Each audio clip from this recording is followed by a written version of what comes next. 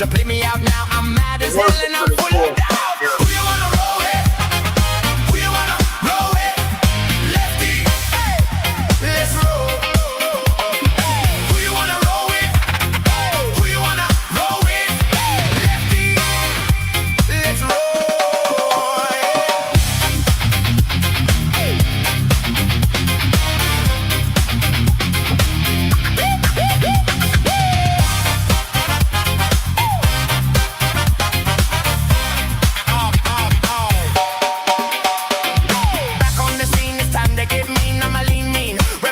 Machine, what people say they stay my dick because hold on, I can't take that's a banana part. Stop! No!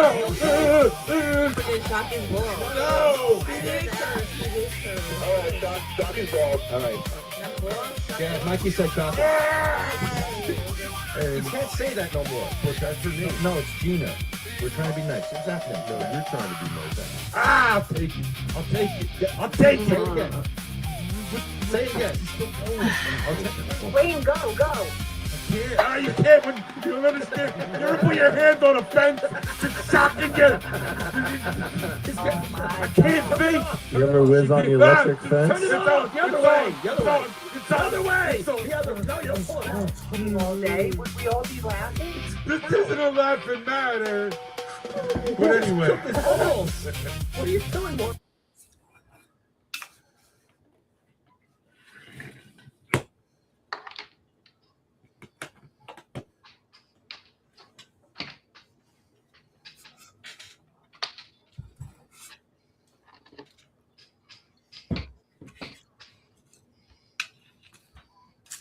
That song's still cutting a groove in my subconscious right now. You've unmuted me. I unmuted myself. I don't need no stinking unmuting. I got some weed I gotta smoke. Roll call. Roll call. Sue, Jim, Liz, and Lefty. Oh, who else is here? John? Where's John? And John. And John. We have a super quorum. I'm here. Hey, you got a haircut. No, I got them all cut. I knew you were going to say that. You're welcome. Now you got to change your MO, man. You got guest. What's going on, John? All right. Same shit, different day, bigger pile. What's going on with everybody else? We have. Oh, you don't want to know with me. I do. That's why I asked. I gotta be at a Coalition for Medical Marijuana meeting because we got some board business to do. You're gonna stream it too. No, I'm here because we got some board business, but I'm there because I need to be there, and it's not because they say I need to be there. It's because I need to be there. And if I don't look happy, that'd be accurate. That'd be accurate. Yeah.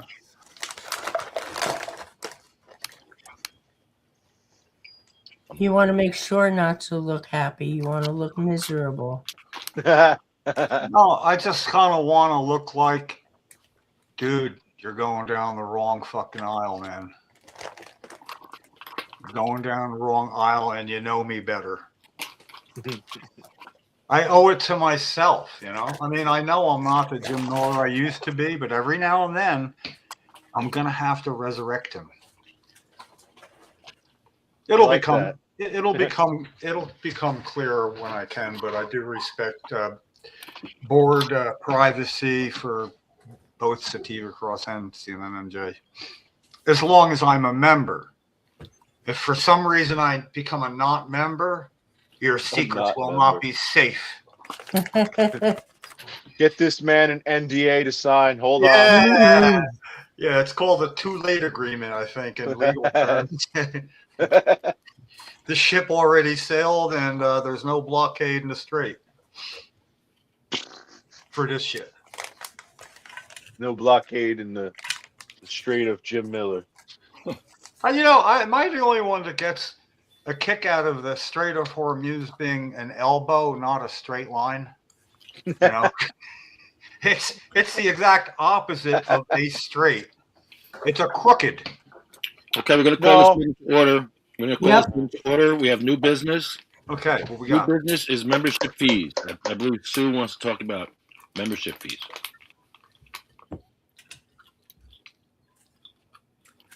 Sue, you're on mute. Here's mine right here. Okay, Yeah, hi right. everybody. I believe Hey. Sue wants to talk about membership fees for just the general public. Oh, Yeah. I think that's the only way we're gonna get like some money and be able to do something, really good with it. And you know what? And people are getting, our information for free, which that's okay. That's good. But it might give them a little bit more incentive if we make this if we open it up for members to belong to Sativa Cross, they can have a t-shirt, whatever. We can talk about that stuff. Yeah, what do they get for their membership? They get us. They get education. They get to listen a to. lighter. Yeah. Yeah, we can give Free them dad at later. the State House. And I would add that we will not be able to provide for them without, with absolutely no money in the account. Right. I mean, just being honest with that. Hey, listen, it's a matter of self-sustaining. Survival. Yeah, and we are all volunteers, so we can't Mhm. cut our pay, and beyond that, I'll have my own, the board contribution finally on Monday when I see you, Lefty, because I can hand it to you. I don't have to Venmo, PayPal, Scooby-Doo it to you in any way at all. I get to just give it to you. And we also will take donations if people don't want, a full membership. But we can get them to sponsor us. I like the idea, and I think Free just weed. just with that, we're on good ground just for that to say, and for the people that really like us and understand us, it wouldn't hurt to say, not for nothing, but Rattari pretty much took the whole bank account we had at the time, and we love him.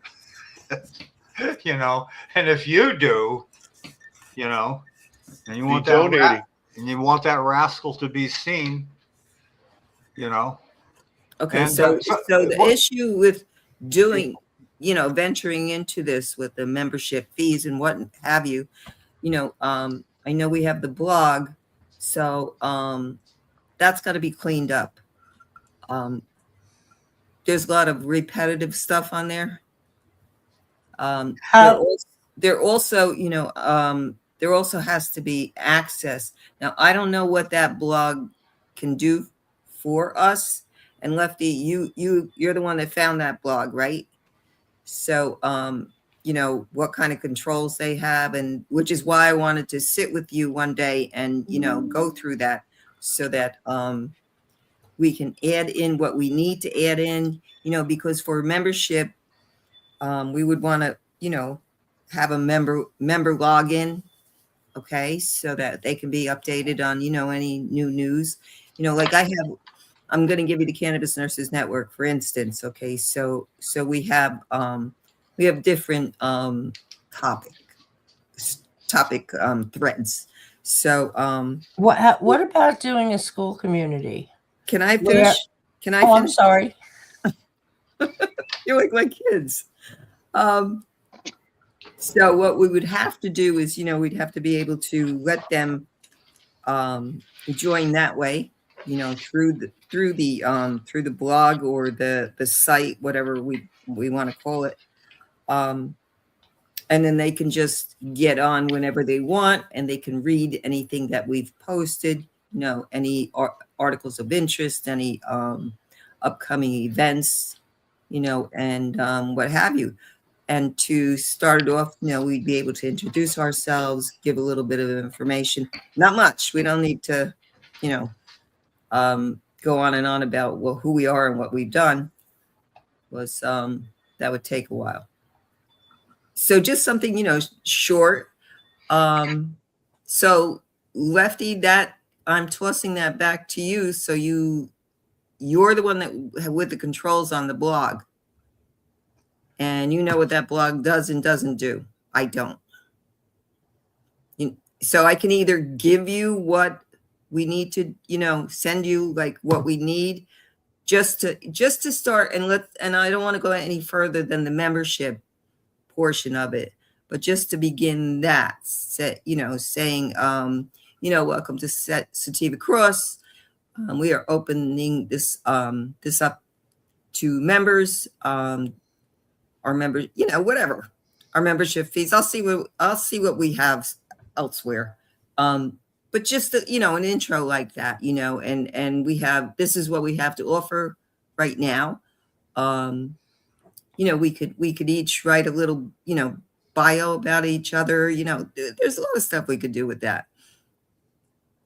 But we need the access for it. What would the membership fee be for $25? Everybody said. Yeah, I'm just trying to, I like it. I mean, it's you don't lose anything. It's a no risk adventure. No. I mean, so and if nobody joins, then nobody joins. But they will for $25. They'll join. We can do. We're all pretty much out there. So we have PR stuff to do. But we'll get them. But we do have to clean up that blog. So that's probably the number one issue as far as for the membership to begin. Okay. And the membership would then be for a year, right? Does everybody agree with 1 year? Yeah. 1 year. And they could just automatically,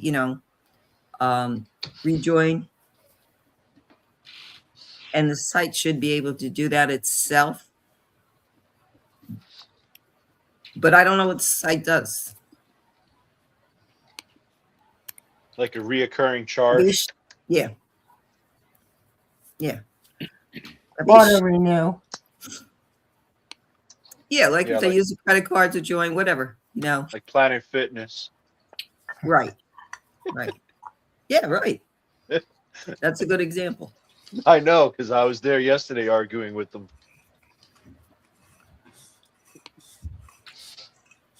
We use GoDaddy for our internet. Okay, GoDaddy. Okay. All right. So I'm familiar with Blog. GoDaddy. Do you pay for StreamYard too? What about StreamYard? Is that a subscription or is that free? No, that's I think $140 a year, something like that. Ain't cheap, that's for sure. No, nothing's cheap anymore. Well, that's why I was wondering, if you guys consider a school community where you can do everything, including chat rooms, event calendars, and you can do it all you can do a bit of it for $9.99 a month, and you could actually get subscription members. I mean, you could do it $25 a year, or if you're, if the website is active, then you could probably do $9.99 a month. Like John said with Planet Fitness. well, $25 a month is 6 cents a day plus change. Yeah, we don't need to do monthly, No, but I'm just saying everything in the world is $19 a month. I don't know if anybody's ever noticed. It's like the standard amount to ask for, no matter who you are. Only $19. Nobody undercuts 18. Nobody goes 20. So I figure we can kick the shit out of that with something that is like a little over a nickel a day out of your pocket. And you do that, you'll recoup it by the end of the year. You'll have it back in change. Right. For only a nickel a day, you can provide Sativa Cross with all the powdered milk they can drink. I don't know. And then the other two issues, that I wanted to bring up is, I have I have a gallery. It's called Fine Art of America, and that's where all my photography and my art is. And the reason why I put everything on there is because they do everything for you, including I've had T-shirts made, etc. So, it would be, your decision of what you want on the T-shirt. I like that whole home grow thing, but that's not going to be forever, I guess. Or there could be a choice, whatever anybody wants. And then You the got to business bring the "Don't shoot me" whatever shirts back. people aren't going to buy those. You got to keep it simple. All right. Don't shoot them home growing. Don't shoot, I'm growing. Don't shoot them growing weed. Now, would those then be Nothing available? about shooting. No, nothing about shooting. You can't put that. Would they Sorry, be Liz? available on the site or in like one of those shops? We could make them available on the site. Yeah, we have a We shop could on do the either or. Yeah, the website has a shop. That's where we take donations in the shop page. If you go to the Right. page. Yeah, go to the shop and you can see we can donate right there. We have nothing for sale though. We should have things for sale there. So if you tell me what you want a T-shirt to look like, and I can send it off to them and they'll make it for us. So even if we just get one to start to show everybody as we can do show and tell between us, and decide, is this what we want? Do we like this? Do we like the look? It could be any color, any design. You just have to forward me the design so I can forward it to Fine Art and let them do their thing. And see, the beauty of that is I get a discounted rate because I've been on that since 2009. Oh, awesome. Oh, wow. Well, I'm gonna have to go soon. Are we gonna take any votes that I'm needed for? Business cards. How do we want to play business cards? Vistaprint. Yeah, that's the cheapest. Vistaprint is fine, and we just have to decide what do we want the card to look like, because we should all have like the same looking card. Yeah. But we should have our own cards. Yeah. Yeah, that sounds great. What's that? We just don't have funding. We have no funding for anything right now. We have, I think, $85 in the account. Okay, all right. We're all grown ups here. Let's get some sponsors. That's a Sativa Cross card. That's a Sativa Cross card. Yeah. Can I see that again? Can you make a copy? I don't know if it comes up backwards or anything. No, you got it. Hold No, on. you got it. That's a nice card. I like that. Yeah. I like the black and the monochromatic, Yeah. except for the Nice. the green. That's nice. I like that. Yeah, I do too. That's the old one. Yeah, I just like that's what everything else would be up against. I mean, that's where we are. Mm-hmm. So, Lefty, what do you think card wise? Yeah, I like our old cards were nice. We just have to update them. That's all. I vote yes. Okay. So, who's going to send me a picture of the card? I could So send that you. I can at least get one made, so we have an idea of what we're doing. Oh, I could take a better picture of this and send it to you. I mean, I could just snap a picture and do that. Yeah. All right. you can Hi, box Chris. it. Welcome. What's going on? Who was that? That was our guest that I've been telling you about for a week, Chris from S&S Welding, the disability welder. Could he hear us? I don't think he heard us. I don't know.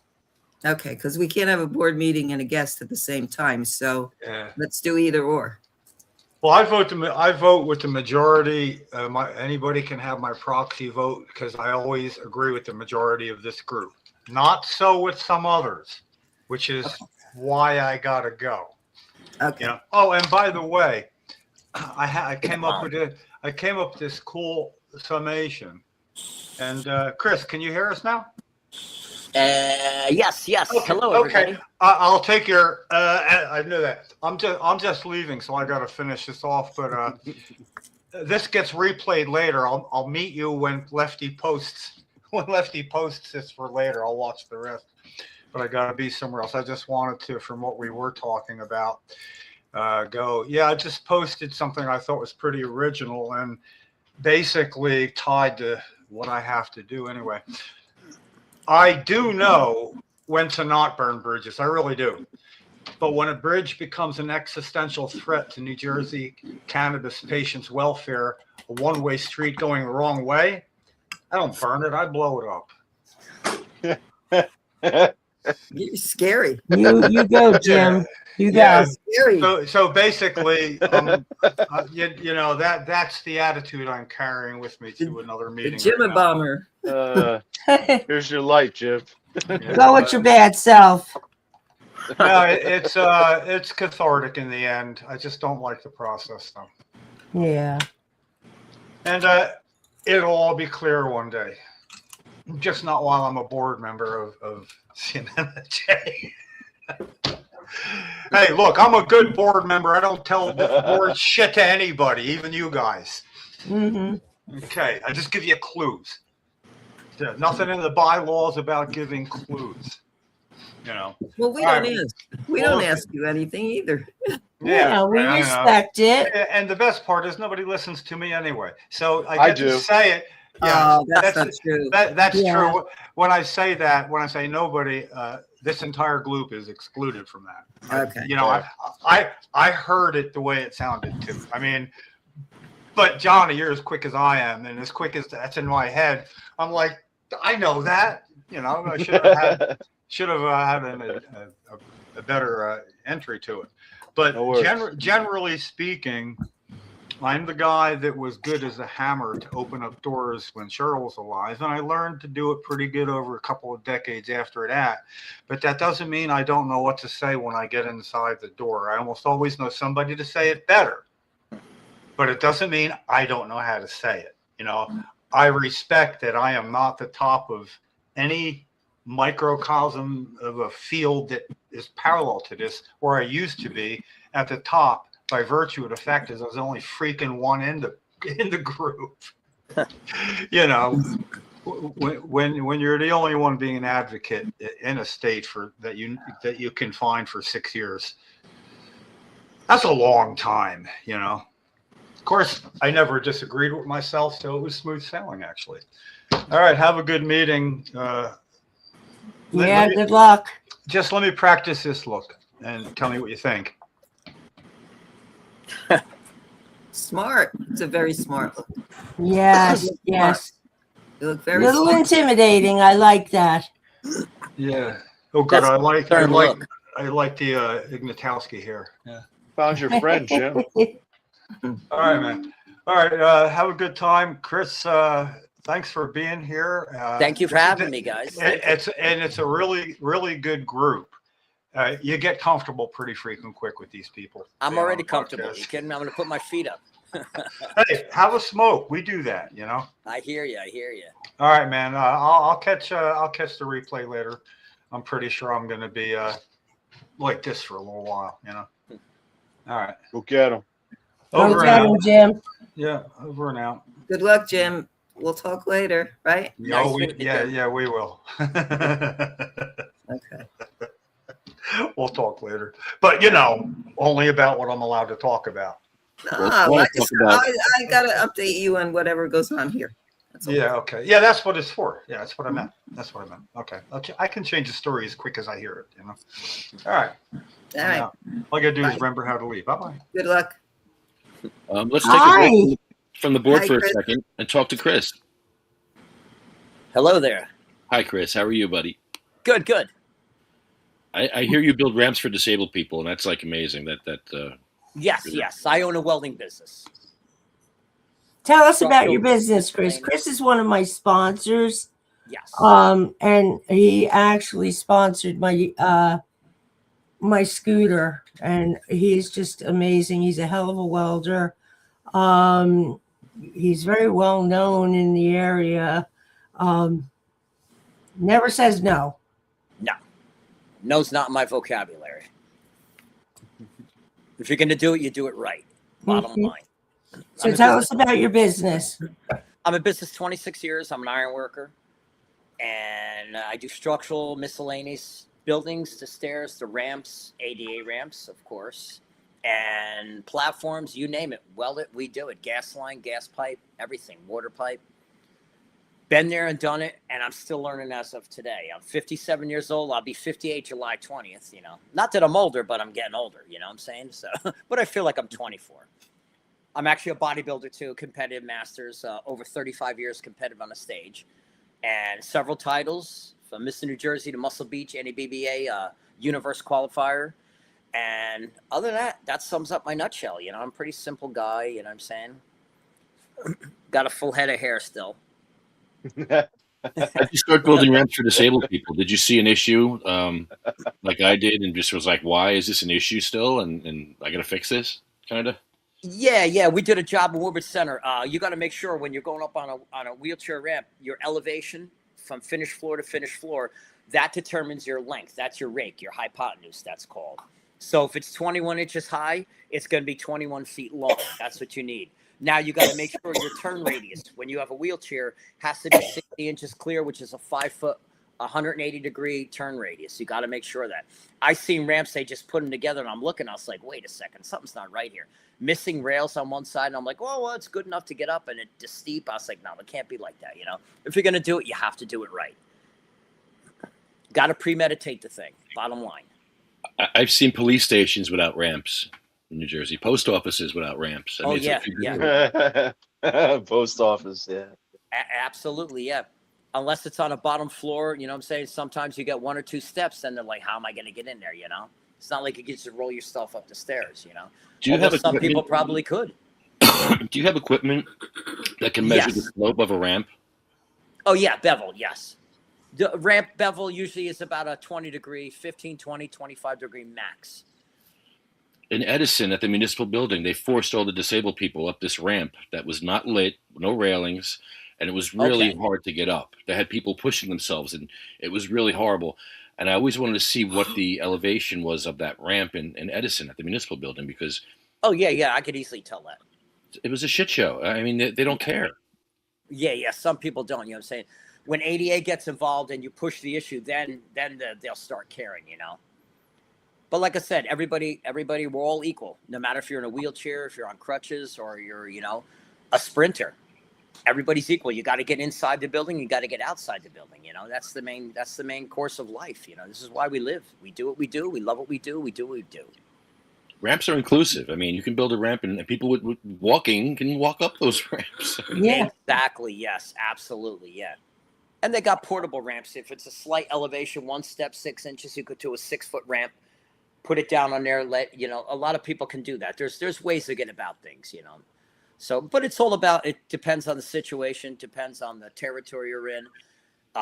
Egress sidewalks are always an issue because there's never, when you put limestone down, there's a 2-inch difference. Usually your basic tread is a 7 on 11 or a 6 3/4 on a 10 instep.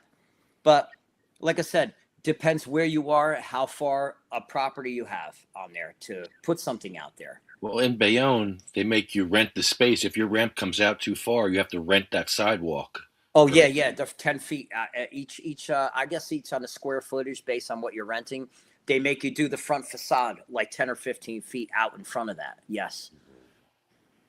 Unbelievable. And in Bayonne, there's steps everywhere in Bayonne. And yes. Bayonne has an urban enterprise zone where if you have, if you can get 3.5% tax breaks in these stores, except if you're in a wheelchair, you can't get those same tax breaks because you can't get into these businesses that have steps. But nobody's talking about this shit. Right, yeah. What you got to do is you got to bring up the issue. When somebody goes, wait a second, somebody pulls up on a wheelchair, how am I going to get in here? And then they call for the manager. Then the red flags come up, you know. So, but it's all about where you are and what you're doing, you know. Like I said, you need to access a building. How are you going to get in there? You're 100% right. You know, you see these places. They got steps going up, sure, for an average person, no problem. Run up and down. What if you're in a wheelchair? You know, what if you're in a scooter or something like that, and you can't have access to stairs? You know, there's lots of things, lots of loopholes to look at too.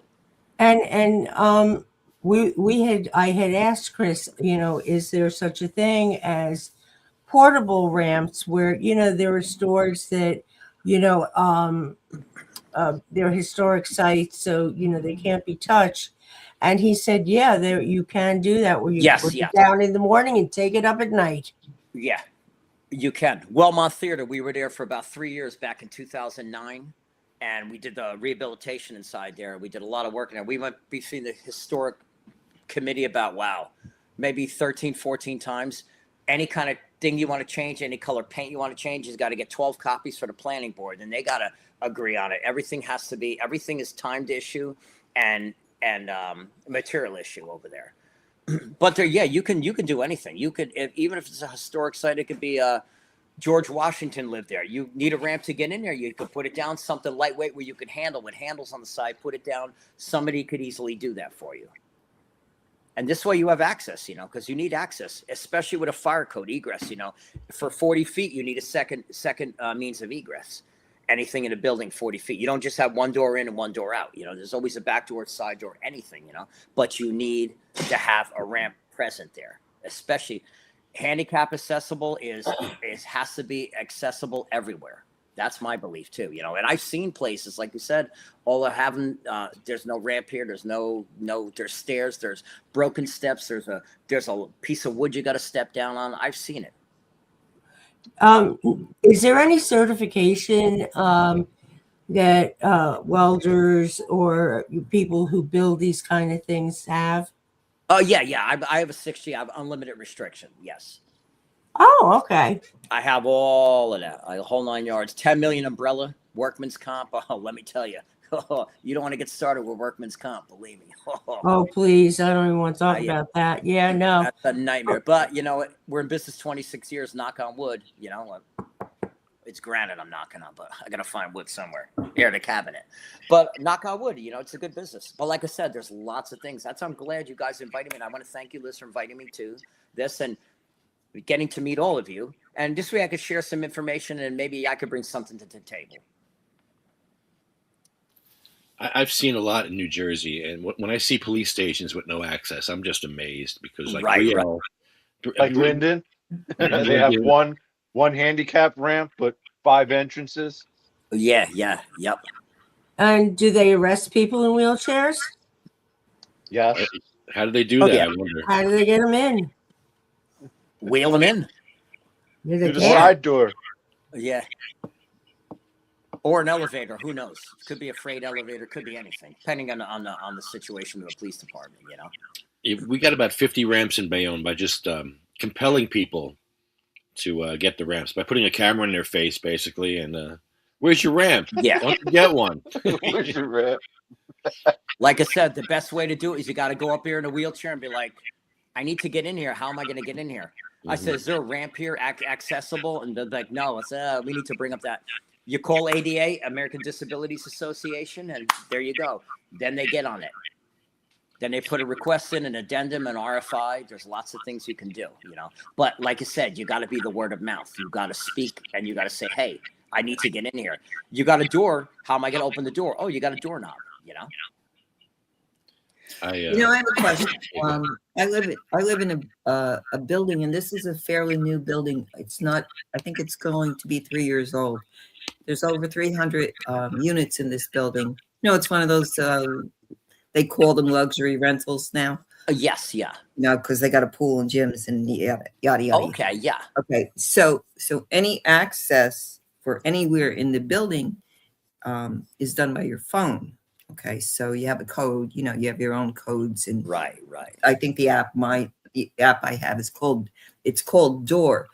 But to come into the front of the building, because that is the only entrance, you have to be let in. Yes. However, the only way that anyone is going to know that you're waiting to come in is by you going through the first door. And I'm trying to give you a good visual. And then what you do is you hit this panel, for the concierge, and they'll let somebody in, which that's all well and good. But how does someone in a wheelchair even get through that first door?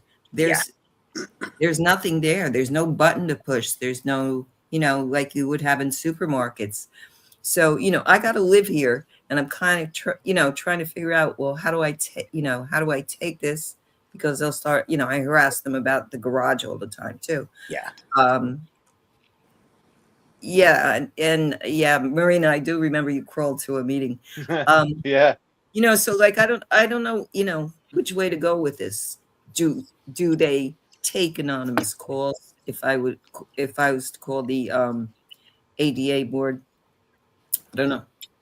Yeah, you could call them, and they'll take an anonymous call, or tell them where you are. Say, listen, this is the situation. This is what I'm going up against for the past 3 years. Tell them just tell them you brought it up into their attention, and obviously it goes through one ear and out the other. Once they hear that, they're all over that. Believe me. Okay, thanks. But it'll work. It'll work for you. Like I said, you have to be the voice of reason. Without voice of reason, there's no power. Once you put it out there and you say, hey, I want to do this, I want to do that, now they have to address the issue. Okay. And this is one I have thing. an idea in my head now. And this is, what Sativa Cross is all about, is, advocating for the accessibility. Yes. And that's what it's all about, accessibility. Yeah. And it's a basic human right. We have dispensaries in New Jersey without wheelchair access. We have lounges that are going to be going up without wheelchair access because the CRC, the Cannabis Regulatory Commission, will not do anything about it. They won't sign any kind of, they have total control over dispensaries, but they refuse to sign any kind of paper that makes dispensaries ADA compliant, not even ADA compliant, because ADA friendly. Grandfather stuff in. If it's before 92, it's grandfathered in. That's how these dispensaries are opening up without wheelchair access. So CRC needs to make sure that all dispensaries are compliant with wheelchair accessibility, and they're not. The CRC doesn't care. It comes down to insurance too, your big liability. I mean, depending how much insurance they have. Make a long story short, what if somebody wheelchair goes on a step, they try to go up the step and they fall over on it? Then now you got an incident now, now you got a police report. Now you got brought to a hospital. Who knows? Yeah, right. Didn't think of that. There's ways to go. Like I said, voice of reason. You got to be up there. And like I said, wheelchair or even the scooters. Liz, you should get on your scooter and go, oh, I could get up the stairs. Oh, I guess this is the way in, right? Boom, boom. Next thing you know, boom, you're over on your side. There you go. Now lawsuit. Oh, yeah. Big time. If we push enough, believe me, all of them are going to have to be forced to make ADA accessibility. I went to that's a discrimination. Yeah. I went to a dispensary, beautiful dispensary, and she is renting, and it's a historic building, and there's 3 steps to go up. There's no handrail, and the steps are probably 9-10 inches. I couldn't get in. Somebody had to pull me and somebody had to push me. It was horrific. It was horrifying and embarrassing.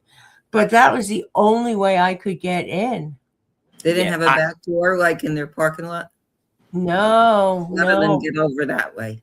If you call a township IBC code, they could come there, take a tape measure. The township will come out and take a tape measure. They'll send somebody out there. And if that step is wrong, they're going to want to know who put that step in, number 1. Number 2, how long was it there for? And number 3, why is there no handrail? Should be a handrail. Average code is 42-inch height. They're grandfathered because it's a historic building. Yeah, but historic rail with IBC codes, there's little loopholes on that. There has to be some kind of grab rail somewhere. They just can't have something without something to grab onto. Somebody goes down the stairs, takes it. Who knows? You could fall, break your shoulder, break your back, your arm, leg. Who knows? Anything is possible, especially these days. Look at inclement weather. If it's raining out, if there's snow out, ice on there, what are you going to do? You're going to take a tumble down the stair. Like I said, there you go with insurance again. Insurance, now you got to, there's an issue there. So there's always things to look at, You need to break this down. You need to have a process, okay? Process, you start here. RFI, request for information, addendums, any kind of changes, any kind of change orders, stuff like that. Bring it to their attention. Say, okay, now what if somebody falls? What if this and that? Now you got a liability. How much insurance do you carry on this and that? And what do you qualified for? That's how this goes. Believe me, you can. if it's something, which I think it is something, because you're discriminating against. If you don't have an ADA accessibility, be like, you're discriminating basically against me coming in there. And I'm a customer, I'm a patron, I want to patronize your place, but you're telling me no, I'm not going to allow you in here because I'm not going to make it easy for you to get in there. There's ways to go about this. It just, everything is how you word it, you know.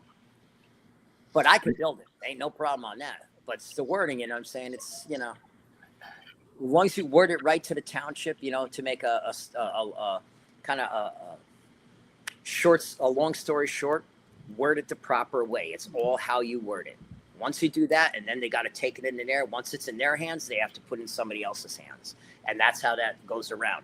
And then you follow up. You'll be like, okay, you put a 3-week tickler in their computer. Okay, 3 weeks, I'm following up on our conversation we had via the email. You know what I'm saying? And document everything you put down. You've always got to make sure you document and take pictures. A question for Anything is you. possible. Yes. With regards to insurance, if they are ADA compliant, do they get a discount on their insurance? Because that would be an incentive.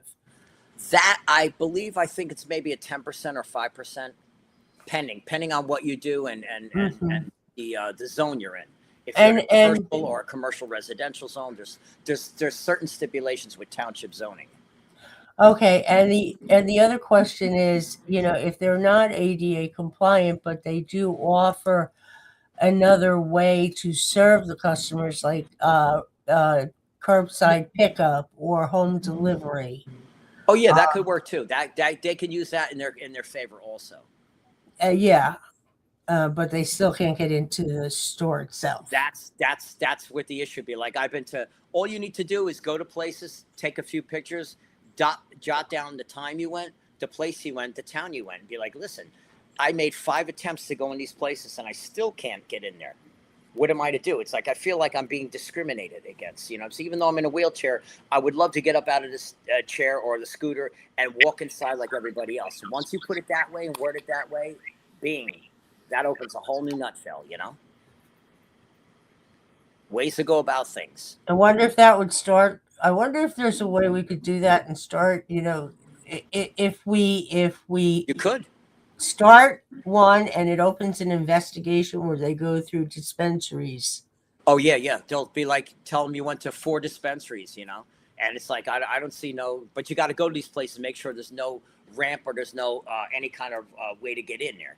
Once, if it's just a step or even one step, even 6 inches or a 5-inch step with limestone, anything like that, that blocks you from getting in there because it has to be a smooth transition on there, and nothing more than, I think, 20 degrees, because you got to be able to go up with your own initiative.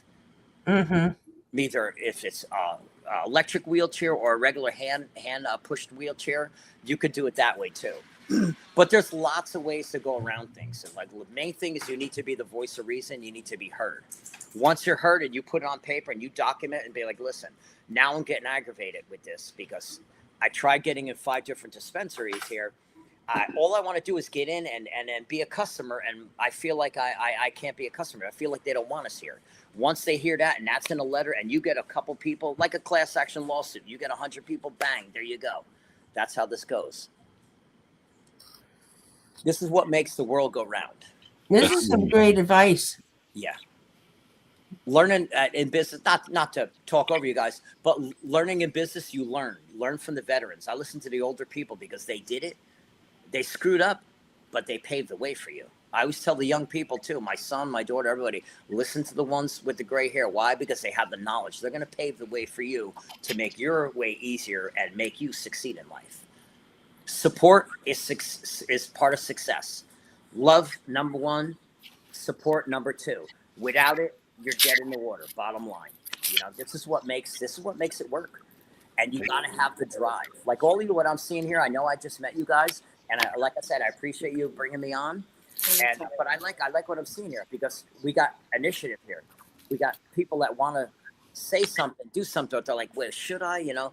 You don't hesitate. You go forward. Put your right foot forward. This is what I've done in life, and I've been successful, you know. It's with anything you do.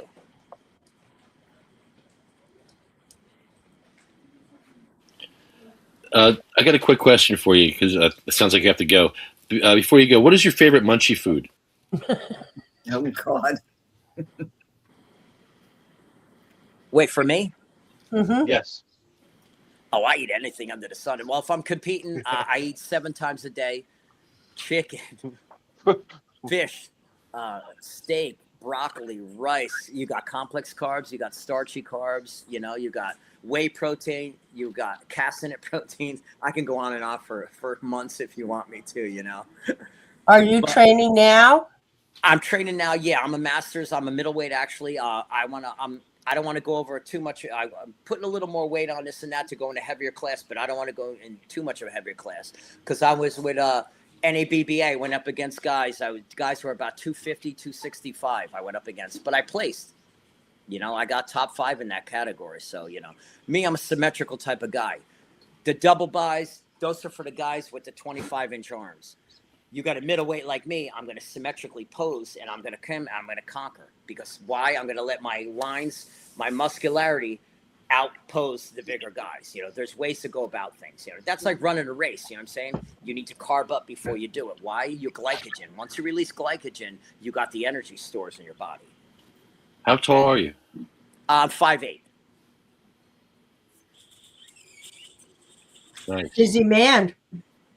Yeah. It's like I always go, hold on, I'm going to show you guys a picture. Just so you get an idea of who I am. Oh, okay, good.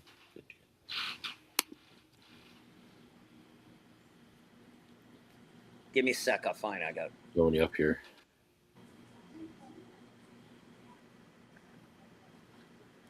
I'm going to ask you other questions too.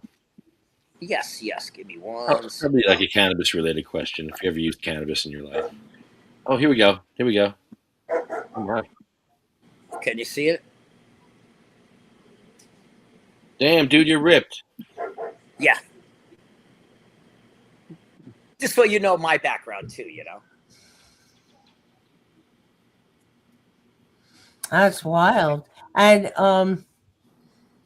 you do classes too. Yes, Oh, Monday I have an all about abs class. I do. It's actually a free class. I used to charge back in the day. I'm a personal trainer, and I've been doing this class for about 15 years. But I said, you know what?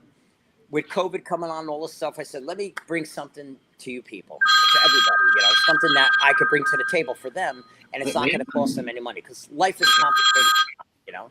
So I do an all about abs class. I teach them. I take all my bodybuilding experience, I reverse engineer it, and I make it simplified for people, corporate people, anybody to do. And it works. You got to be consistent. Balanced diet and consistency is the key with anything you want to do. This way, when you want to wheel a wheelchair, you got that strength. You got the carbs to burn, Hey, I like my scooter. That scooter's good. We're going to soup that up, put nitrous, 2-stage nitrous. We'll have you do it 8 miles an hour. No problem. Oh, yeah. Yeah, that's what you want. You'll get up Doing those stairs. wheelies. No problem. Have you ever used cannabis in your life? I'm sorry? Have you ever used cannabis? Truthfully, yeah. Once in a while, when I was young, I used to, with the guys and, So the first time you used it, how old were you, and how was your experience? I was 14. And this was wow, how do I say it? I don't know. It was weird. It's like I tried a cigarette one time. I was in Carteret Park over there, and I'm like, and I think I was 13, 14 too. And I tried a Marlboro, and I remember passing out, getting pins and needles in the head.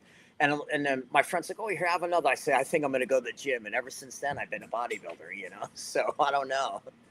But I like to try things in life, I like Merlot. I like wine. I like Corona, Not that I'm a drinker, but I have 2 or 3, whatever, You got to have some fun in life, That's great. That's Yeah. funny. I have fun doing activism. I was doing laps today in Bayonne. I'm trying to get a traffic light for blind people. So I do laps around this intersection. I've done it for like 4 or 5 years now. Really? Yeah, I did it for 4 years up on Avenue C, and I got a light. Now I'm trying to get a light on Broadway.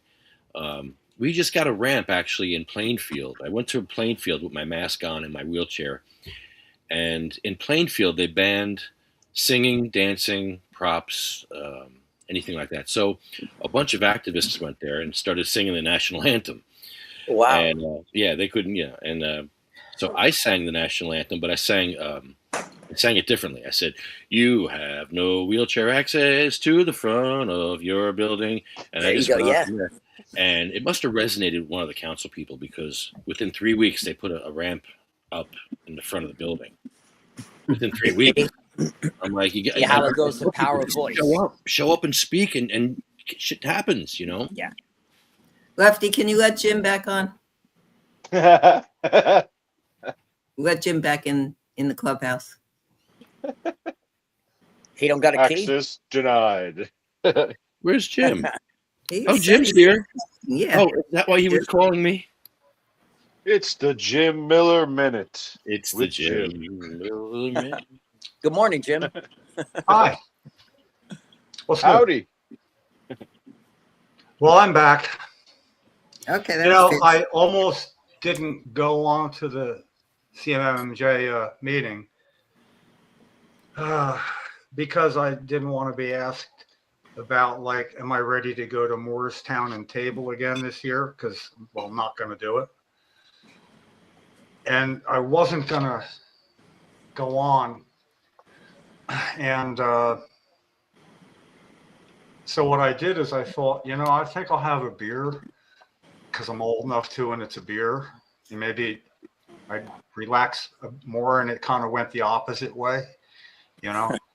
So, yeah, remember what I said about I know when to not burn bridges? I blow them up instead. It's a good story for later. I'm just saying that it didn't, you know, it went as well, you know, well, basically, Chris, it's just I'm part of another organization. And the reason I like Sativa Cross so much is it ain't that kind of organization, you know. I mean, I know it's more like McHale's Navy or something. I get that. But McHale's Navy, and Bill's Navy. Oh He's my not God. wrong. you know, so You're old. I know why I'm having trouble hearing. I didn't plug plug these in yet. There you go. For some reason on Zoom meetings, the actual Zoom meetings, headphones don't work. I mean, are they not supposed to work? John, you'd probably know about this. Why would that be that headphones don't work in a Zoom? Because they always You work didn't have here. your microphone? Yeah, I got everything the same, but none of the headphones seem to work, and I don't see anybody else wearing headphones. So, you know, there's a lot I don't know. You know, you could write a book, but that's also there's a lot I'm curious about. So, you know, I hope that balances out. So, yeah, I got some shit going on, but I've been wanting the old Jim Miller back, you know, the one that took care of Cheryl, and then when she died, it somehow got less important, and it shouldn't have. Yeah, I feel like he's working his way back, man, after this. I really do. It was vintage old time Jim Miller. Welcome back, Jim. Thank you. Good to be What back. happened in the meeting? What did you say in the meeting? What was Well, that? it is a public meeting, you know, so I can say that. I just can't say Confidential. anything about the board and discussions and relevant to specific individuals. And I try not to give clues, but you know me, I can't help it, you know. I mean, if I throw it over people's head and somebody grabs it, that's not my fault, you know. I mean, you know, I keep it possible. It has to do with being careful about pissing off Scutari because we need him. So we don't want to piss him off. And I tried to explain, you know, that's why in the movies, when good cop doesn't work, you go good cop, bad cop. And then the bad cop opens the door and you walk in saying, you know, we can't control Jim. You know, sorry about that. You know, and I get to say things the good cop would never say, even though he thinks them. You know, so organizations need people like Lefty and me, you know, because we're the bad cops. But that doesn't mean the bad cops are wrong. You know, so I'm in the middle, and the only thing I can say to sum it up is this is relative to me as an existential threat to cannabis consumers, medical cannabis consumers. Existential threat meaning it threatens their very life, their way of life, and their entire freaking community. Yeah. You know, and that's what I keep hearing about in war. One side it's an existential threat, and one side it might not be. And I like that phrase. So if I asked everybody why are they where they are on the scale of advocating for medical cannabis, I'd say there's not a lot of people who are going to list it was an existential threat to my family. When you're a community, you need to do what? You need to grow. Yeah. And, you know, when Cheryl died, it's been like 22 years. That's it. Yeah, it was. Cheryl was Jim's wife, Chris. Oh, yeah, I'm sorry. She was my late wife. She's a medical, she was a multiple sclerosis sufferer with the bad kind, relapsing, not relapsing, remitting, chronic progressive, primary progressive. And, yeah, we didn't know about it in 1990. And when I found out about it being a lifelong cannabis consumer where she wasn't, I should have known. I should have known 6 years sooner. You know, I mean, I was looking through microfilm to look for shit. You know, it's a different world. You couldn't find some stuff, and when it came under my radar, you know, and when we tried it on her being a non-consumer, she couldn't smoke or couldn't. So I made it into salad dressing, and I didn't know what decarboxylating was. I just knew that warming it up to a certain degree made it easier to grind up into a salad dressing. So I decarboxylated it perfectly, and you know, and because it would, you know, and the results were beyond extraordinary, beyond, you know, I couldn't even, I mean, I do describe it at times, but suffice to say, it blew me away.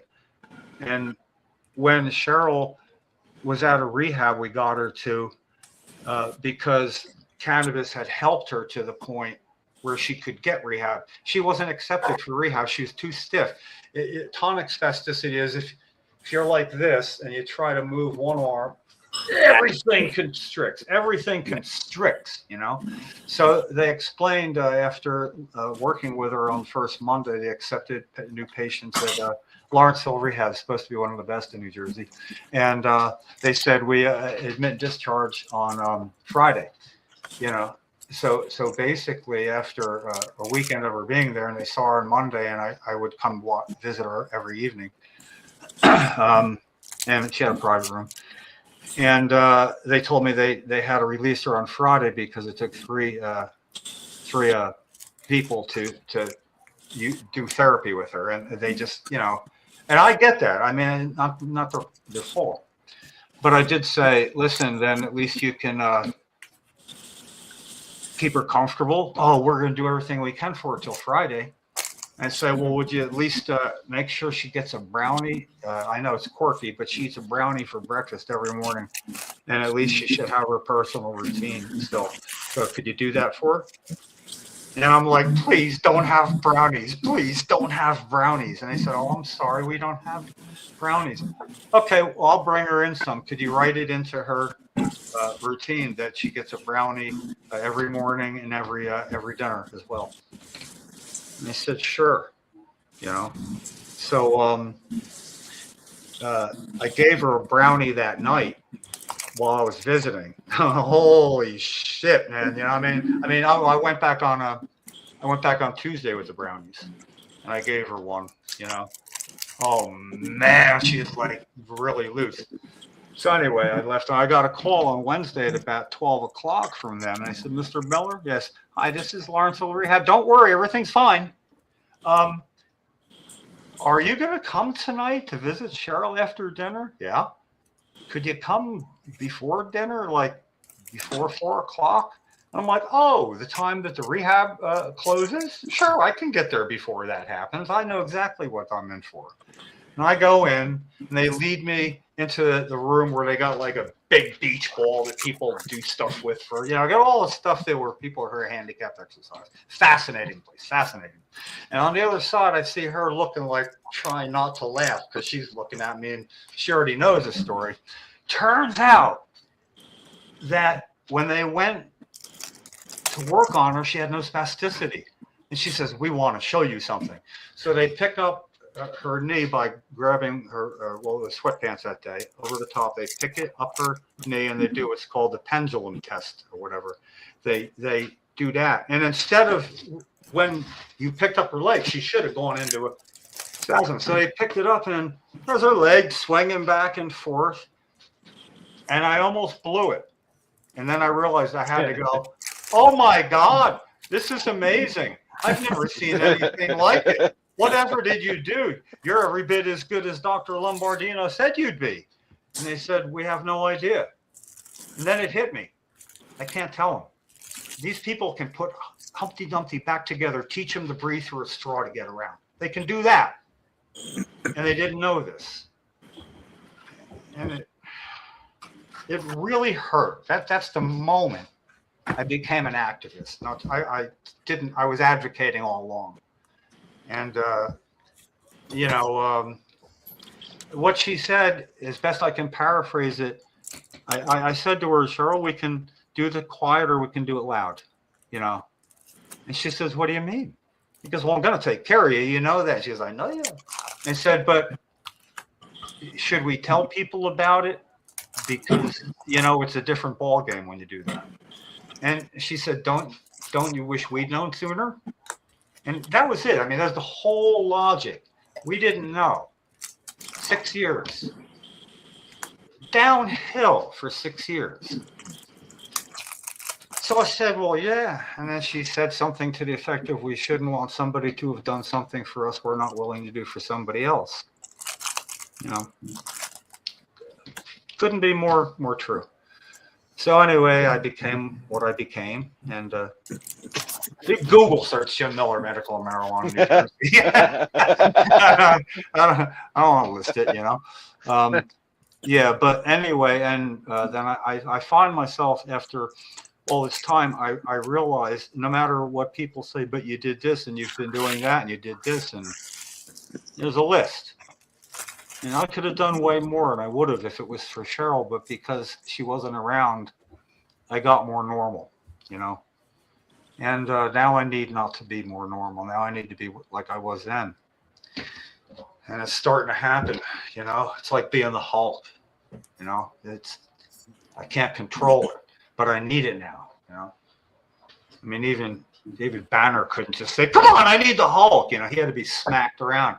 And I just got smacked around, Oh, smacked around like I loved it. I never felt so good. This is exactly what I've been missing. It's like, it's wonderful. Oh, yeah. And I don't need to put my beer in a coffee cup, do I? I mean, I do that if I'm going to have some. But I already had a beer because I had to go to this meeting, and here I am. And it's Miller time. Yeah, so boo-boos. All right. So I put the coffee cup away. Oh, it's good to be back. I feel like I just took a freaking long trip. Anyway, I should look happier. Look at me. Yeah. I can't do it. You look happy. It's. I have a different kind of happy. Yeah, okay, Chris, you'll understand this. When you're working out and it fucking hurts and it burns, are you happy or are you sad? Happy. That's where you push. Yeah, well, this hurts. Push. Got to push.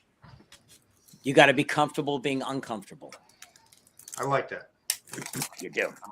That's pretty good. I like that one too. And I'm not. I'm not. I do the silliest things sometimes just to be even a little more comfortable. Yeah. If you are perfectly No. imperfect. Well, I got Kathy. She's my better 2/3, and if it's like, oh, what the hell? I asked for a mixed drink, and the guy got me a glass of water. And so I'll go back and take care of it. Thank you, because I wouldn't know how without spinning around. And you can look at the other faces here; they'll be nodding their heads, because I am a known quantity. I have very few safeguards. Lefty's the only one I know that has less safeguards than me, and even Sue, even Sue. But Lefty, they have them for different reasons. You make this a loose cannon. No, I'm very controlled. I'm very prepared. You may think I'm nuts, but I know what I'm doing. That's what it is, though. Okay. That's not what that cop thought this afternoon. I was just trying to help you. Because if I put it my way, you've got a head start by the fact that it looks like I'm giving you a handicap. That's your strongest point. And I use you as an example. The one person I know that has the most self-awareness for any person that has no right to have self-awareness. I mean, Chris, who giving a podcast at the State House would see a guy ride up on a bicycle, with a keypad strapped to his bicycle with purpose, stop right and come walking on up and goes, "Hey, you called me a keypad warrior? Yeah, I'm here. You're an asshole." And Lefty's like, "Well, I know I can be, but why are you saying that? What's this about?"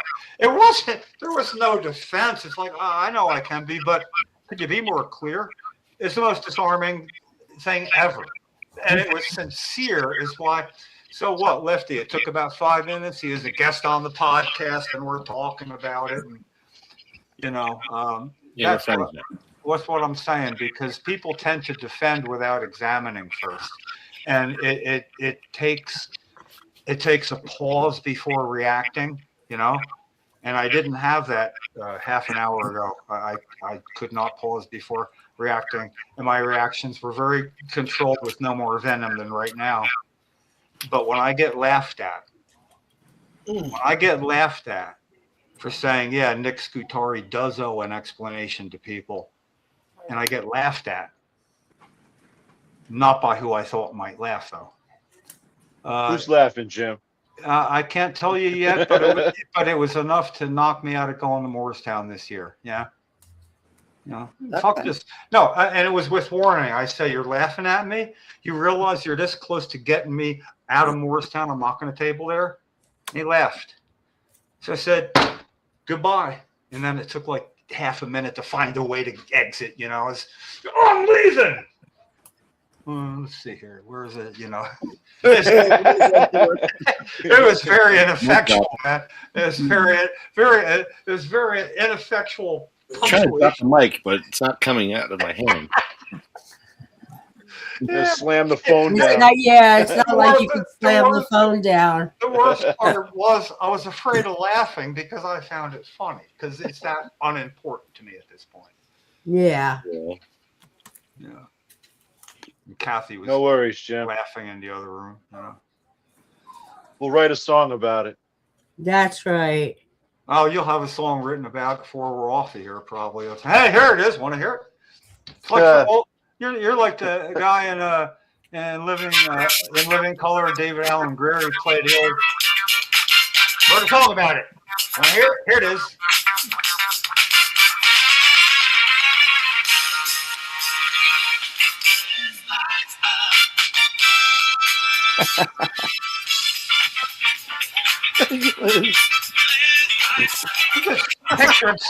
Picture Starsky and Hutch riding around somewhere.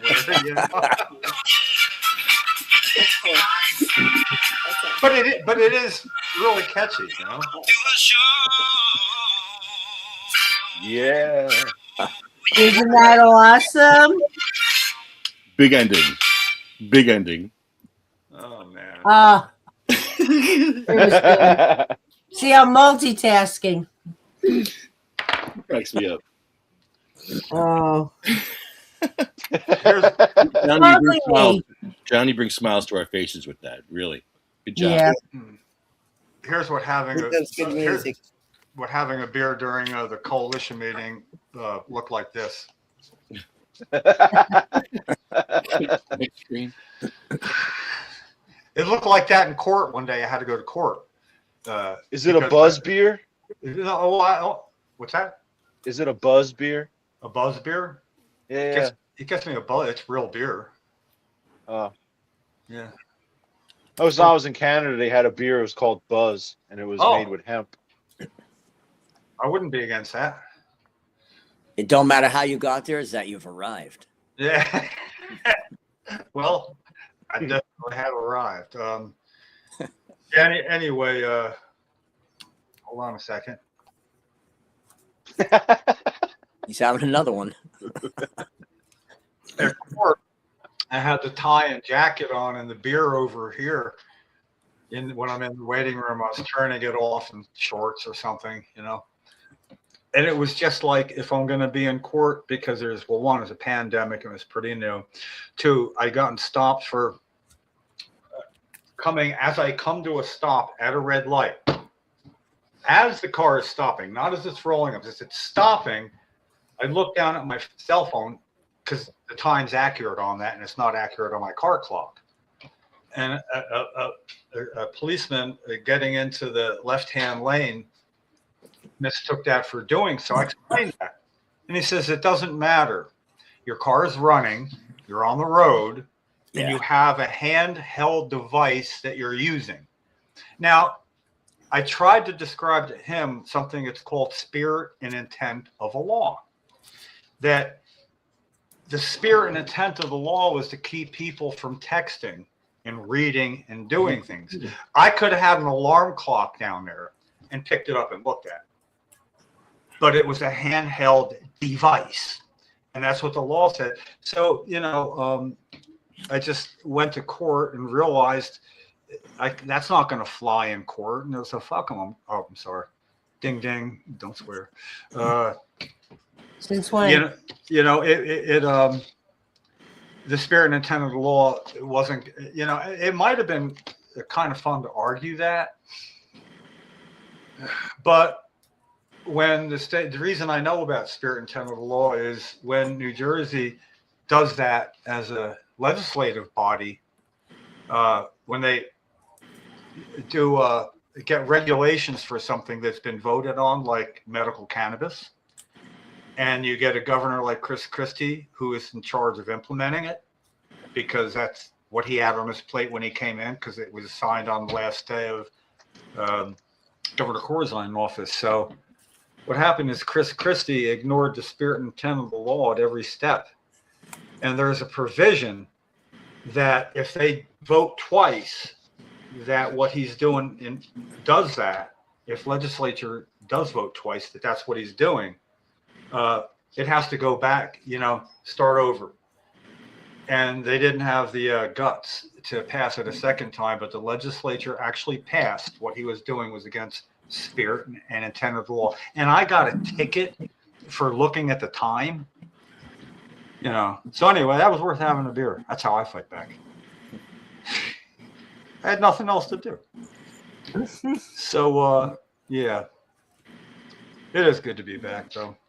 I have plans for Senator Scutari that involve at some point somebody, likely law enforcement, is going to say, why did you do that? This. And I need to be able to say, I tried everything else first. And I need a long list of what I've tried. I had a what do you call it? A survey, a survey of a petition. Petition. That's not the beer. That's the cannabis. I'm way up on that. And the ball. A petition.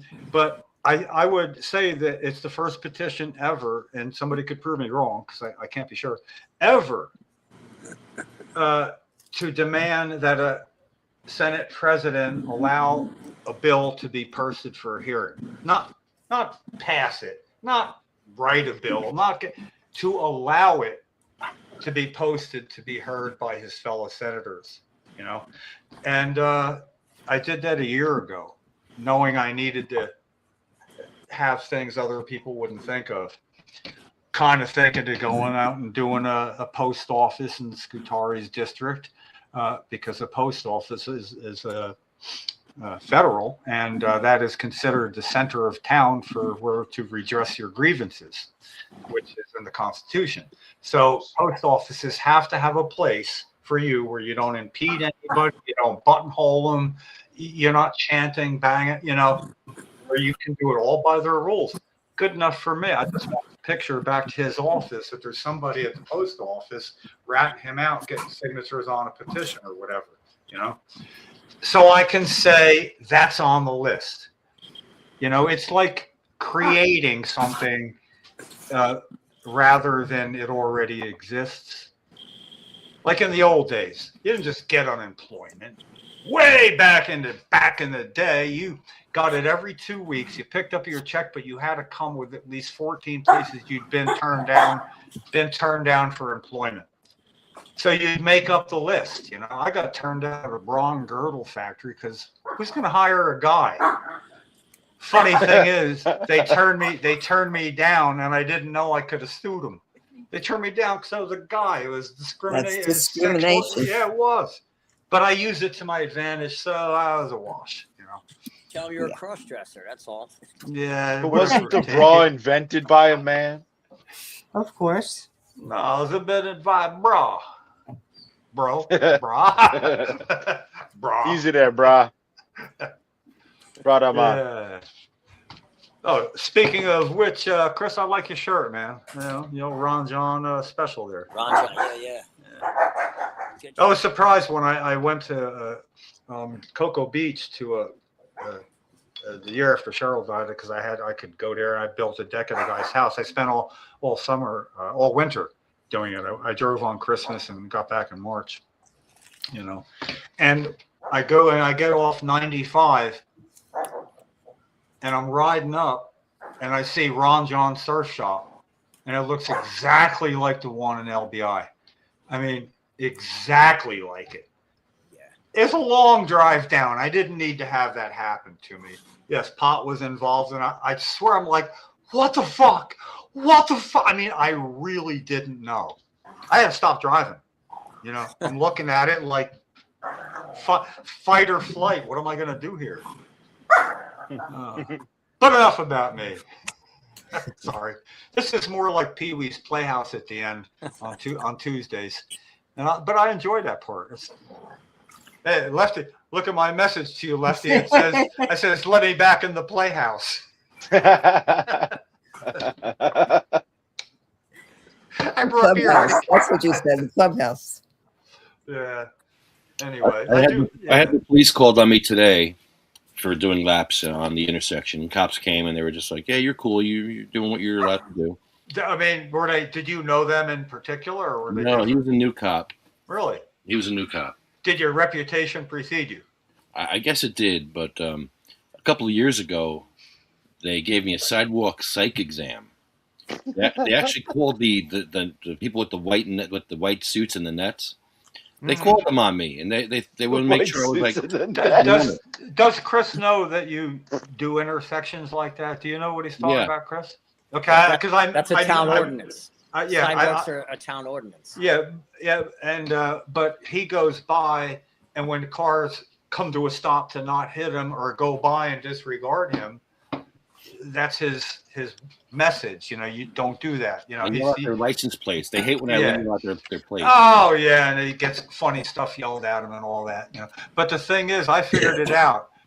Those Google Maps, you can see that they're 22 feet across the intersection, and 4 times it's 88 feet. And I estimated how many times he did it based on actually a low estimate. How many feet I And it turns out That's so funny. there's a place in New Jersey called Timbuktu. Look up Timbuktu, New Jersey. And he went enough miles to go all the way to Timbuktu and back. You know, going around He got his there. steps in. Yeah. So the fact, you know, I would think your reputation would precede you, Lefty. But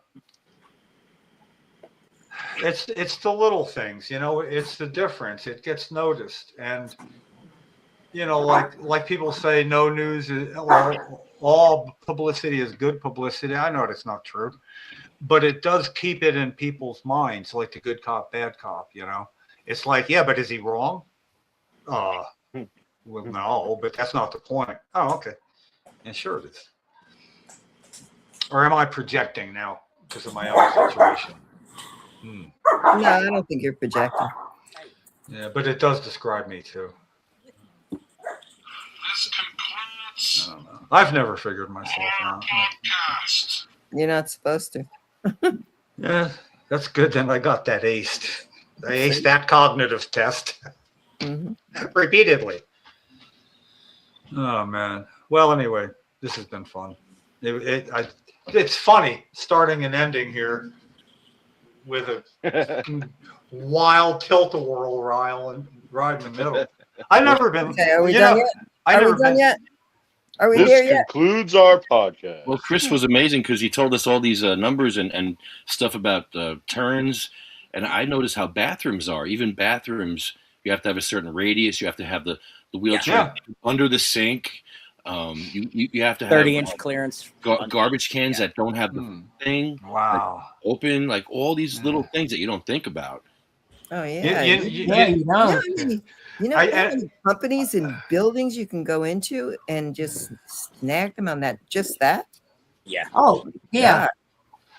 Well, having been in a wheelchair for the months that I was, I found out one thing, and right where I live is the bathroom door is about, it's just short of letting the wheelchair in.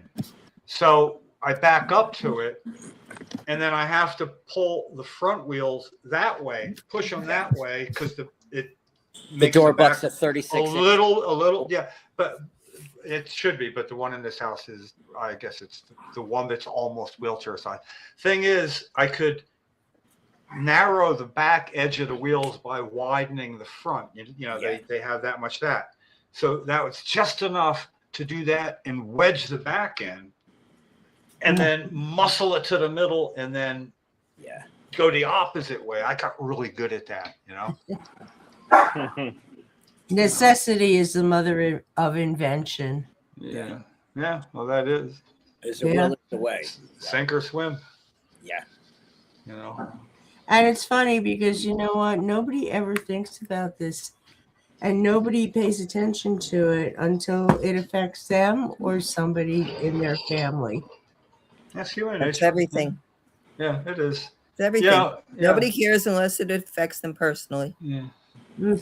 Nobody knows what, you know, they don't understand what it's like, you know. Well, Chris, was there somebody in particular that started you on your mission to build ramps for disabled people? Basically, my own drive. You know, like I said, I was an iron worker. I've been in 6,000 ton jobs, buildings. I've been 68 stories high already. You know. Wow. So, Are you union? once you get a plan in your mind, I'm a leader. I'm not a follower. I lead. I'm going to put my foot forward. I'm going to break through, and I'm going forward. That's how I am. And I'm like, you know, we're near. We were Wellmont Theater. We were there for about 3 years, and we did the rehabilitation over in Bloomfield over there. And like I said, made it. I think it was like a 10-foot ramp for the back. You know, when they're doing access, because Live Nation owns that now. You know what I'm saying? It's like they changed hands several times, but now they can. Roadies come in, the ground crew comes in, they can go right down where the steps are, and then we made those ramps aluminum ones for them. Put them up on hooks on the corner, hang them right up onto the wall, and you're good to go. You know, when you need them, you pull them down. You know, Wow, like I said, there's a will, there's a way. You know. Well, there's a will, there's a way, and I tell you what, with my back pain, I have artificial disc L4, L5. I have a Fusion L5S1. 2-level cervical fusion. So I can't do sit-ups, and I know you have a free ab class. I need to know Oh, more yeah, about yeah, your yeah. ab class. That's your lower spinal erectors down in the bottom. Yeah, your lower lumbar. Yeah. I got good stretches for that too. I got a lot of I don't know if you guys are on Facebook. I have my class through Facebook. I put a post on Sunday, I use one of my bodybuilding pictures I put on to like little motivational post for me. So like get them to do something. And so Planks. far, knock on wood, for 15 years, it's been going good. So And I'm also going to be putting him on events, his class, for the yes, seniors too. yes, Chris has agreed to do that for us, and absolutely, yeah. Whatever I could do to help and bring to the table, I'm more Where do than I happy. find this class on Facebook? You said. It's a Zoom app. You can friend request me, Chris Simon. You'll see I'm the only one posing like that in the picture. Chris Simon, Carteret. Carteret, New Jersey, and just download friend accept you and all that stuff, and then you'll see the Sunday I put on, and Monday 7 p.m. I have a Zoom class too. I have Hillary's up in Pennsylvania, and there's a couple other people that follow me, and people down in Florida. So I put it out there, and it's like a half-hour quick class from 7 to 7:30. But in those 30 minutes, I get in. Once you got to train somebody, you got to see, okay, are you an ectomorph, endomorph, or are you a mesomorph? You know what I'm saying? There's 3 different body types, you know what I'm saying? Then you got to say, okay, this is what's going to work for you. This is what's not going to work for you. You got to work the muscle symmetrically. You got to work it from the inside out. You can't do it from the outside in. That's the way to properly train, Then as you go along, I break it down. I make sure form is correct, Make a long story short, everything goes, one move complements the next move, Then as we go, we get advanced supersets, giant sets, flushing methods. There's lots of things you can do. And like I said, for people that are limited with mobility, I work on balance rotation. That's a factor to do. And like I said, isometric work. Isometric is great, especially with your calves. Now, I don't know if you guys know, but your calves are like heart muscles. When your calves, that's a gastrocnemius and your soleus. When you flex your feet up and down, you're actually putting blood. You're actually your systolic and diastolic, like your heart. Right here, your xiphoid, your process right here, that little rib bone, that's called the xiphoid process. Now, a lot of people, I like people with bowling, they're like, I'm a little sluggish. I said, why don't you try this? I have them bending over like this in their chair, do a little hand, and I says, work your feet up and down. I said, because now, after a while, you do that for about a minute, rest a minute, do it for another minute, rest another minute, do it 3 or 4 to 5 to 6 times in a row. And then like, wow, they start doing that week after week. I'm like, wow, I feel a lot better. Then I says, okay, you could do twists, fixing the hips, or you can wave the hips with it. Lots of things you can do. Like I said, to once you get into the class, I could show you exactly. I do a breakdown of the class. I could train 40 different people all on a different note. If you want to be a bodybuilder, get to the stage, I can get you to a national stage. It's no problem.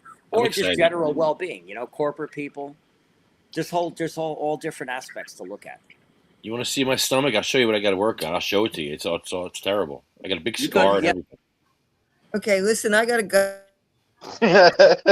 Me too. I need to work on this. No, I need to work because I have sciatic pain and I can't do a lot sciatic, of. yeah, I know a good stretch for sciatic, yeah. A standing vertical stretch, or you can lay down too. You could bend that leg back, but you got to push past the pain and invert it in. You kind of you want to kind of supinate and pronate the leg. There's ways to. I could show you as we go. You know what I'm saying? I also do yoga in the shower. Like I do like the downward dog pose in the shower. It's like yes.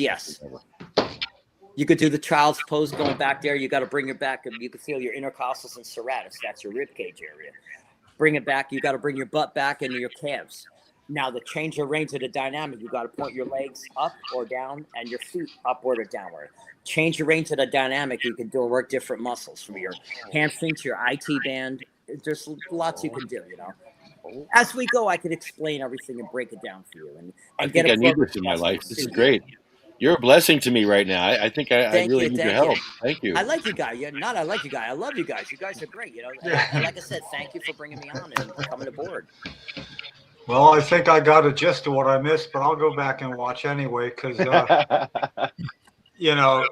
anybody that pays attention to ramps and does, uses your skill to do it in a way that it's as easily usable as possible. Yep. You're right with me just on that, Yes, absolutely. Yeah. Like I said, there's a will, there's a way, but you got to be the voice of reason. without being heard, you're not going to be seen. Yeah. Hey. That's how it goes. Never mind. That's the good cop, bad cop thing. Yeah, the good cop gets you seen and heard. Yes, You know, yes. and then the other people walking in the door and go, "Oh, what an asshole, man! I'm with you on that. We can't control him. So let's talk about things, or he's coming back." You know. Yes, yes. Oh well. All right. Lefty's Okay, I gotta sign off. Chris, it was really nice to meet you and hear you.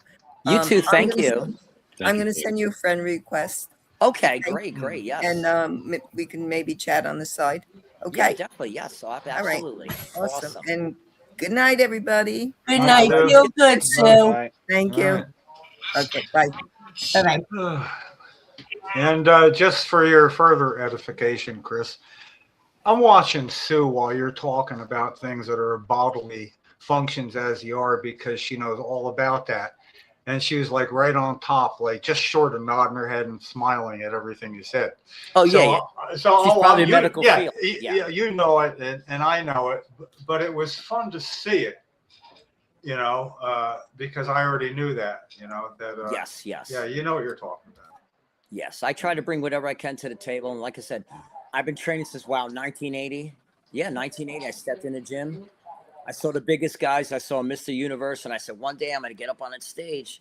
Sure enough, 10 years later, I did my first little show. Plus, I did other shows on the side, Seaside. I go down, my friends, I'd go down and I'd win money so we can go drinking. I go on these Club Excess at Bamboo, and I go in there and bang. I was at the point where the judges are like, Chris, you can't keep coming here and winning all the time. I said, well, give it to somebody else. It's like, it's unbelievable. It'd be like Bon Holio being told by a bar that has Halloween costumes, you can't keep coming here and winning. You know? Yeah, exactly. Yeah. People. Well, Bon Holio had a bong. He had a what do you call it? The tube you stick in for concrete. He wore one of those. Got inside. Got a face. Got the two arms. Looks like a bong. Has a bowl coming out of it that you could actually put something in and smoke. The bong of Bon Holio. Yeah. So anyway, he was killing it. He was doing. When I heard you can't keep winning it all the time. That rang the Bon Holio bell. You know. You got something that's a winner. You keep bringing it till they tell you can't bring it. Hey, you got 2 free tickets to a spring team concert and took Lefty with them. There you go. Where they got to talk to the governor. You know, and Nick Scutari too. It's Christy and Scutari. Wow. Chris Christie took our picture. That was great. Yeah. Well, they were all. He wasn't just at there. That Bon Holio won tickets for him at the main box seat area. You know, the whole. You know, where you got a whole suite. You know, there's shrimp. The VIP. The VIP thing. Yeah. So apparently, there's a hallway outside of them, and if the door is open, then you look and go, there goes Governor Christie and Nick Scutari. You walk out and follow him into the open door without being invited. You walked in like knowing the place. Just walked in, you know. I've done that before at parties back in the day in high school, where you'd wait at a good party till a group went up, and you'd kind of go in with them. You'd say, "Hey, what time is it, man? This is going to be awesome." And the door opens, and you're talking, you know, and you get in. And then it happened, man. One day after all that, somebody looks at a friend of mine and goes, "Oh, hey, who are you with?" And I'm with him. "Oh, hi, I'm Dan. Who are you with?" "I'm with him." And it went all the way back around to the first guy, you know. And then they were figuring like, so you all don't know anybody here. See you know. Anyway, yeah, we're not that far apart. All right. So Lefty's going to make everybody feel bad by reading a list of people who were either patients, cared for patients, or gave a shit about medical cannabis for patients dying before reaching the light at the end of the tunnel, which for my money would be home grow of your own medicine. And it's never going to be fixed, never going to be perfect. But that's when I get to step back. I'm in it till then. And I started around 1990. I consider starting point getting a letter from Congressman Pallone after having passed on information to the health department federally, and also I got my first letter back from him in 1991. So no, 19. I'll look at it. It's that long ago. And yes. So, but these patients, the list is 62 now. Then I guess. And yeah, it's first names and a bell ring, kind of like World Trade Center. Remember, and those that died just by saying their name out loud, it makes it more real. It keeps it closer somehow. Yeah. It's like they did exist, and it hits me different every time. Sometimes it's one name and 5 will go by, but sometimes it's like getting punched back and forth. You don't have time to recover. Yeah. And I try almost not to listen, and I can't help it. And the bell rings, it separates the names, so they're all individual. And but it's to remind ourselves and anybody that's listening that there's real people. Yeah. And it's not just the patients, it's the whole family. It's the father that has to decide when to take his medicine because he doesn't want to hear his children hear him crying in pain because he's their rock. Yeah. All right, Lefty. All right, going on mute. Mad Hatter Dispensary. Oh wait, that's the wrong list. Oh no, that's the right list. Hold on. Yeah. We have to move them down. Hold on. Yeah, you might have a change to this list coming up too. Thank you, CMMNJ. Thank you, UFCW. Thank you, Arlo Glass. OprahMachine.com and SativaCross.org. And at SativaCross.org, you can donate tax deductible. It'd be donating tax deduction. And now our list begins with Cheryl, Sabina. Sabina was a 15-month-old baby. She died from a 26-hour seizure. I can't imagine a 10-minute seizure, and she died from a 25 or 26-hour seizure. I can't. And she was 15 months old. And she couldn't get medical cannabis because it was very hard back then. They made Sabina go to a psychiatrist. Part of Christie's regulations were she had to go see a psychiatrist. So she spent 4 months of her life, a quarter of her life, trying to find a psychiatrist who would talk to a 1-year-old about cannabis. And I wonder how that conversation went. But well, they probably held a mobile over her head and see which one she liked best and noticed. What? Yeah, that's outstanding. Putting the parents in a position where you give your kid the cannabis illegally and have DIFAS take your kid away, or do you? It's a tough situation. But she wound up dying, and that's why she's on our list. Terrible. And I could tell stories for each person on here, and maybe we'll have time. Who knows? But let's just go. No, you couldn't. You couldn't. You wouldn't make it through. Diane Ripatella, Gracie, Cindy May, Marie, Jack, Joan, Randy. They gave Randy had cancer. They gave him the Whipple procedure before they gave him cannabis oil. The Whipple procedure is when they pretty much take all your organs out, right? Yeah, they lay some on a table. Yeah.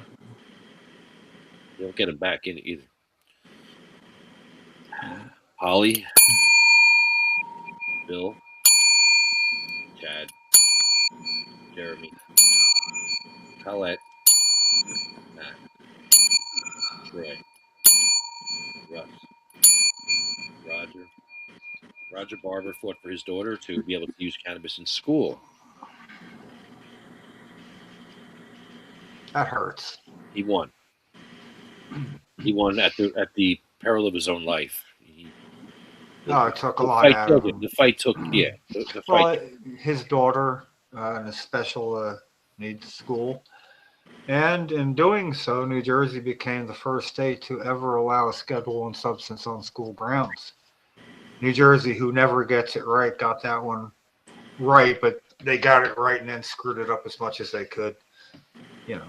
But nonetheless, the mother could come bring her something she would drink because the school nurse wasn't allowed to give a Schedule I substance to a student. But it got the ball rolling, and now it's. But man, Roger lost weight. You know, it almost took his law practice. You know, it's not free to do that. You know, and you can't do it yourself. You have to have a clerk or a paralegal or something just to get stuff done. Anyway, yeah, Roger, I miss you. Jay, Ella, Patty, Jackie, Anthony, Jake, Armando, Alicia, Lynn, Dan, Sean, Joyce, Lori, Frank, Brian, Flo, Carl, Thorne, Frank, Lorraine, Terry, Charlotte, Cher, Jaybird, Michael, Marley, Colette, Brendan, Red, Rico, Lou, Becky, Wanda, Chip, Paul, Lisa, Marcus, Gary, Julia, Wayne. Wayne was one of our podcast hosts for many years. And what I understand, Dad comes up to him and says, Wayne, I know your heart's not in this business. I know where your heart is. Your heart's with the patients. I want to help you to help the patients.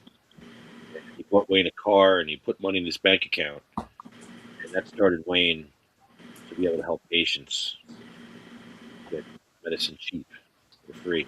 I never knew that. Found out after he was gone. That's what his mission was. After a while, that was his mission, just to help patients, and he did. He helped a lot of patients. I was amazed at the amount of patients that came out and talked about how much Wayne has helped. Yeah, and you'd hear it from the patients, not Wayne. Yeah, you know, Wayne, you wouldn't hear it from him. Nope. You'd confirm it. Oh, look, first time I went to see William Haney, he had a leg amputation and he wasn't doing well in a place in Pennsylvania, near Parks Casino, wherever that is. But anyway, Salem. Yeah, Ben Salem. So I went there first time to see him, and as I get there, I look out his window, and I see Wayne Brini, and I'm like, what? He goes, oh yeah, Wayne's coming too.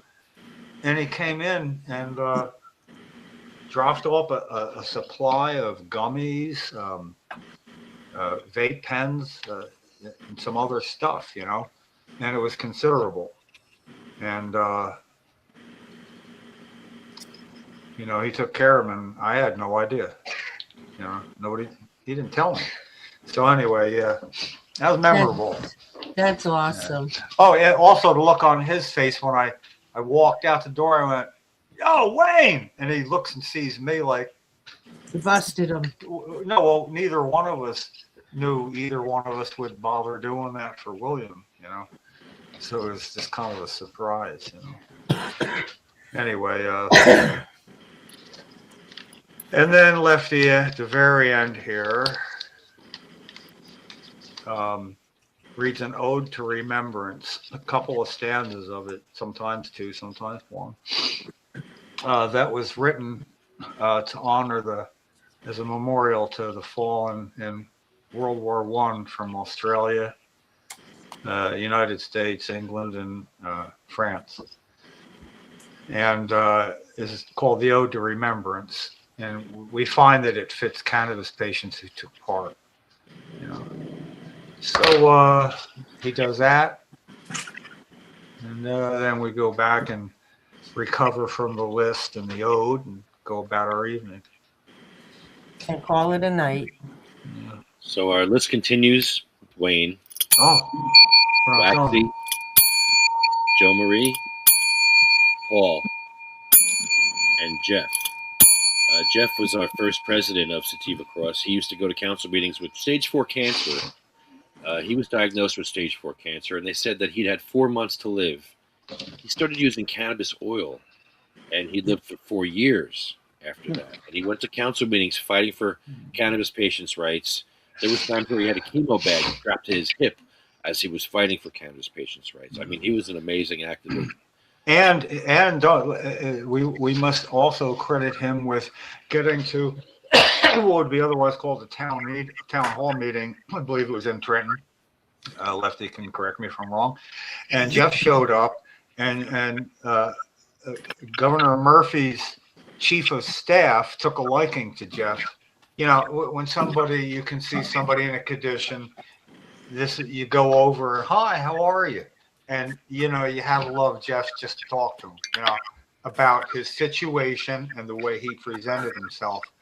So anyway, she took it upon herself to use the system in place that your questions were written down on a 3x5 file card given to her, and she would choose what the governor, I mean, you can't answer everybody.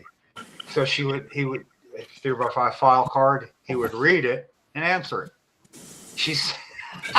She saved Jess for last. And again, as I remember the gist of it, it was something like, how is it that I can live in a state? You know, I mean, I have 2 terminal cancer, blah, blah, blah. You know, he prefaced it, or somebody did, and then said, how is it that I can live in a state that will help me die but not help me live by growing my medicine?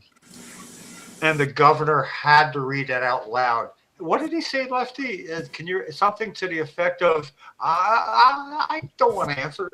He didn't really have anything to say. No, he couldn't answer it, and he pushed it off to the Department of Health. Yeah, I'll pass this on. But I thought that was the best move by an activist advocate that I'd ever seen, asking the exact right question and being able to get it asked. It's like I used to tell him, he was the only one that if there was a Cheryl Miller Memorial Award, he would get the first one. Well, thank you, Chris. Thank you, everybody, for joining us. And Okay, Gotta thank take you. off. I will see you all when I see you, and I'll definitely friend request you. I want to. Okay, definitely. After the stanza, don't miss this, Chris. So they shall grow not old as we that are left grow old. Age shall not weary them, nor the years condemn. At the going down of the sun and in the morning, we will remember. Thank you, everybody. Good night. Thank you. man. Good night. Bye-bye. Good night, everybody.